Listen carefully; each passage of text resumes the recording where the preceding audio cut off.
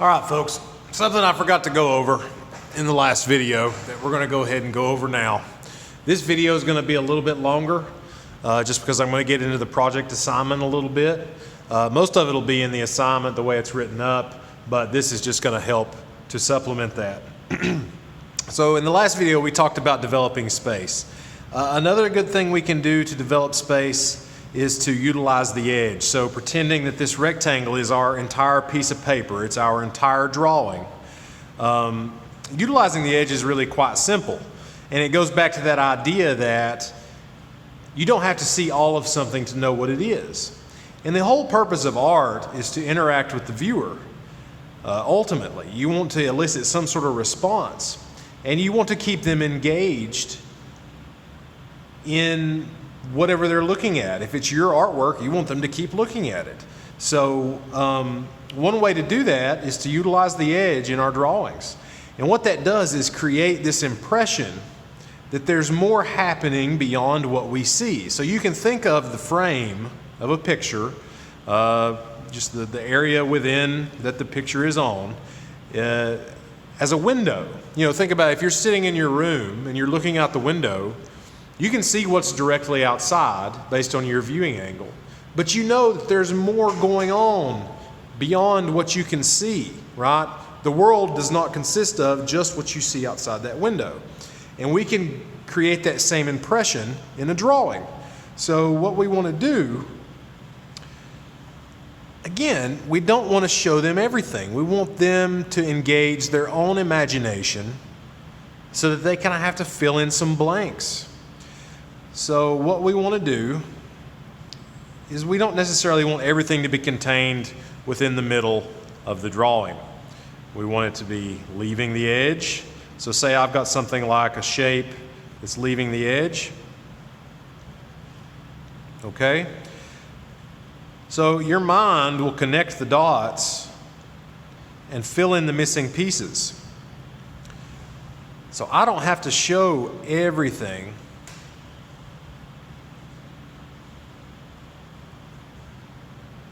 And then that still enables the viewer to be engaged in the drawing. So I can have things that are kind of leaving and coming back. If you want to be really apparent about it, say you've got a line that's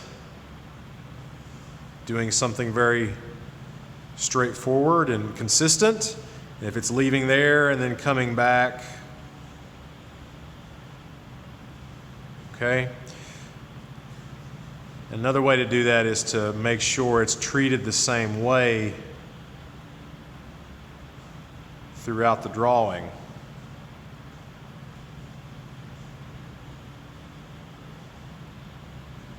Okay? That way that engages the viewer more.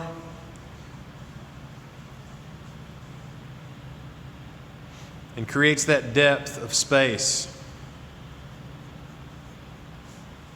in addition to creating those layers in the drawing.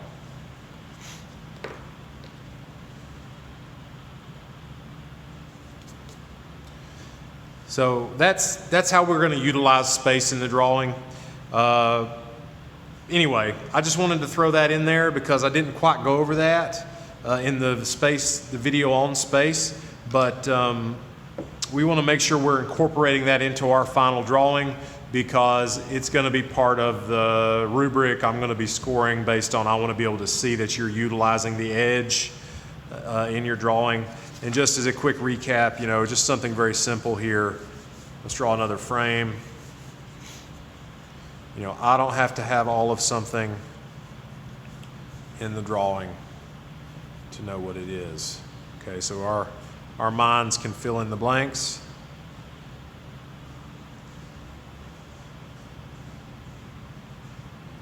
And we can continually add more and more. And even with this, since you're going to be using pencil, you can just kind of draw things in and then go in and remove some of the other lines out.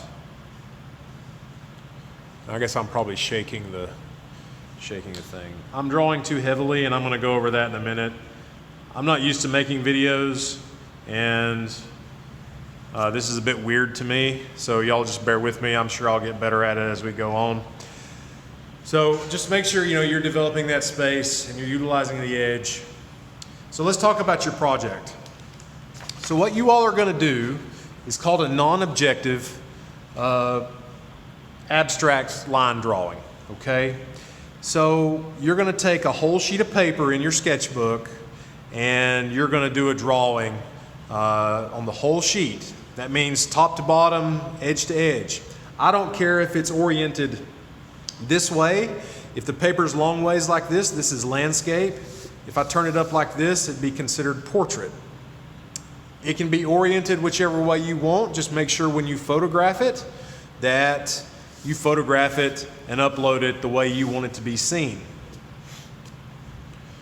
Okay, so let's talk about this. So what I want to see in your drawing is basically the things that I've been talking about.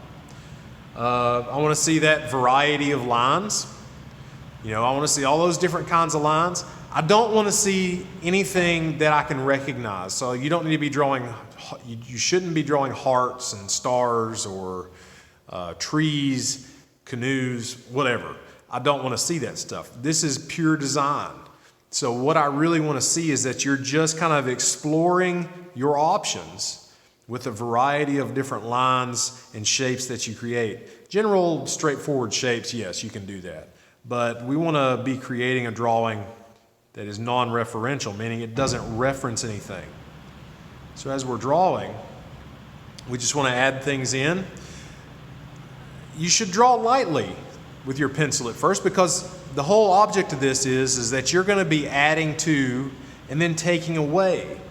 These drawings are not ones that you put down and then like everything you draw is left. You're going to put things down and then you're going to come back and revise it.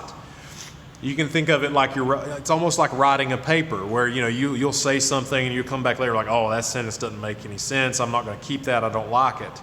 So you have to constantly be kind of looking back and deciding whether or not things that you've already done should still be there based on the way the drawing is kind of the way it's evolving as you go along.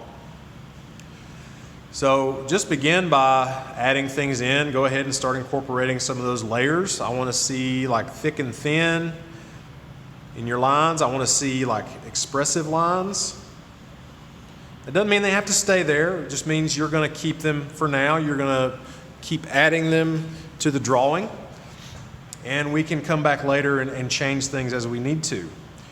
And another thing we have to consider, and this is also going to be a part of your overall score, is composition. So your composition is the way we arrange those elements of art and design in a work to make it interesting. Number one rule, don't put anything directly in the center. If you send me a drawing and there's just one thing contained in the middle and not much else going on, your score's not going to be too good, because we want this drawing to kind of lead the eye all the way around the page. Anytime you put something directly in the middle, it becomes the focal point. And just to give you an example of that,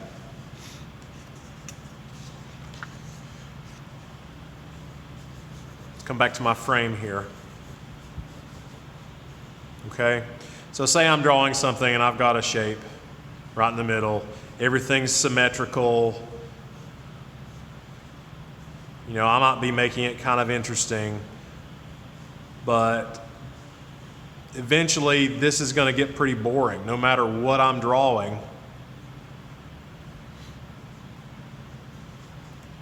If everything's symmetrical and even, really you're only doing one drawing and just repeating it 3 more times. And so this is not nearly as interesting to look at as something that is utilizing the page. And so we're not going for symmetry. I don't want to see something that is symmetrical, that if I fold it in half, it's going to match up. I want to see something that is more balanced. We want that asymmetrical balance in our drawing. So we want a nice variety of shapes and lines and different things going on throughout the entire drawing. Okay? A couple other things. So you're going to need a pencil, an eraser, and a sharpener of some sort. whether you've got a regular pencil sharpener or whatever. And we're going to use the eraser not only to remove things that we've messed up, but to add to our drawing as a drawing tool. Okay, so say I've got an area that I've taken and I've shaded it in. I don't want to see color in these drawings. We're just going to do these black and white. Our next drawing will be, we'll incorporate color in the next project. It'll be a little bit similar, but I'm going to give you more kind of leeway to do different things with it. All right, so say I've got an area that I've shaded in. Okay? And anytime you're shading with pencil, you want to go back, and I'm trying to do this without shaking the camera too much, but I'm not succeeding. You want to go back and smudge it, smooth it. You can do that with your finger, or if you really want to do a good job with it, get a crumpled up piece of newspaper or just whatever you have, and you can use a crumpled up piece of paper, and this kind of saves your fingers.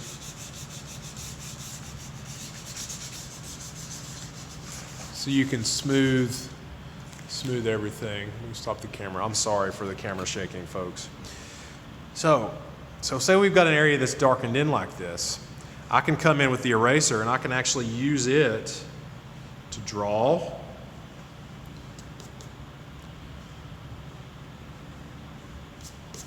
And add to my drawing. I might come back and like outline part of it.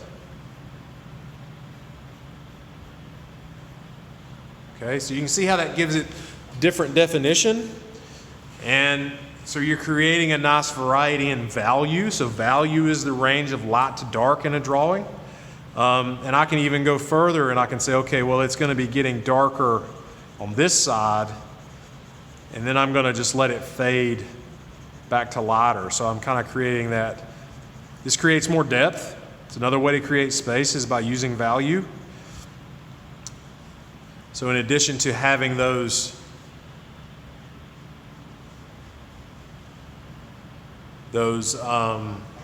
layers and things, we can create depth that way by kind of changing how much light and dark we have in the drawing. And these lines don't have to be white. You know, this one might be a lighter gray than this gray, or if I darken this rest of this up enough,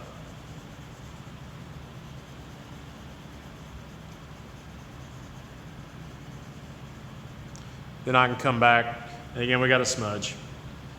Normally, we do this project with charcoal, and it's a lot easier, well, you can do it a lot quicker. It's not necessarily easier, but you can get those variations in light and dark a lot quicker. And I'm rushing. Y'all should take your time. I'm just trying to do this so I don't have to film too terribly long. I'm afraid my battery's going to go dead, and then I'm just going to be stuck and have to redo this, so I don't want to have to do that. So then this line might be just a little darker than the line that it's going over. And I can come back and darken up the darker places more later. Okay? So we're building that variety into the drawing. And this is where if you've got a pencil drawing set, this will be a lot handier because you can get those different hardnesses of the lead. If it's a B pencil, it's going to be darker because it's a softer material. It transfers more. So a B pencil is darker than an H pencil if you have a pencil drawing set. Okay? So we want to see that kind of variation throughout the entire drawing. I want a nice balance of light, dark, white, black throughout. Okay? I've just done one little section here. And it's going to take some time, but you're supposed to be spending about 8 hours a week in class if you were here like it was normal. And at home, you should be spending about 4 hours a week working on your coursework. And I don't like that. If you don't like something, take it out. I'm just going to take this piece out. That first part of that circle looked pretty good. Let's see, let's follow my thing here. Oh, another thing, real quick here. When you're making marks, don't be too sketchy. Don't sit here and be like tentative and be like, oh, I don't want to mess it up. Just make your mark. And then come back and fix it later if you need to. One of the biggest mistakes people make when they're drawing is like they'll try to draw something. They'll be like, oh man, I messed that up. And then they'll come back and try to erase it and fix it. Problem is, they'll probably just draw back pretty close to the same thing they drew the first time. If you've got to fix something, leave it and then adjust the shape accordingly. Okay? I know that I went from a better circle to a worse circle, but that's just my illustration.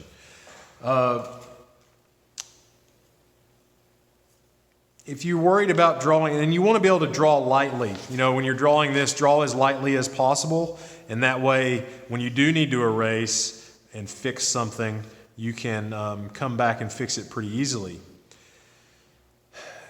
My best advice for drawing lightly, unless you can just do it. I've always had a hard time, and I still, to this day, if I've got other things on my mind, like trying to film a video and draw at the same time, it's hard for me to vary my pressure. If I'm just sitting here by myself working on something, I'm pretty mindful about it. I can do it. But if you want to be able to vary your pressure and not draw too heavily at first, and you can always come back and darken things in later. Like I'll come back and clean up all these lines. Like say I want this line to be good and heavy, right? And I want this one to connect here. So I can come back and connect things later on. But if I want to draw lightly, I'm going to hold the pencil further back. That keeps me from putting too much downward pressure on it, so don't be like all choked up. Drawing is not writing. There are two different things. So don't hold the pencil. Don't feel like you need to hold the pencil like you are writing something. So you can see I'm not holding this pencil like I would normally hold it if I was like writing words. So just be mindful of that. And so you just kind of keep adding things in as you go along. Repetition is important. If you can repeat things, let's a good example, like so here, I can put some lines in. So I'm just repeating this line. Very simple, but it's creating more variety within the drawing overall, and I've gotten off skew here, so let's get that back. And I'm going to keep working through that. I'm going to keep adding to it. If I don't like something, I'm going to take it out. Like I can probably remove part of this line here. I kind of like the back side of it, but I want these to continue through this. So I'm going to come there and I'm going to go ahead and continue these. All right. And I want to, I want more layers. I don't have enough layers in here quite, or at least not what I'm looking for just yet. I think I'll cut this off here and let this come this way. So see how I'm using those intersections to kind of create new emphasis in the drawing. Like I can remove this bit, open that up some more. Okay. So we can kind of keep going with this and keep adding to it. I haven't done much in here, so let's do part of a circle here. And then let's have a line kind of cutting that way.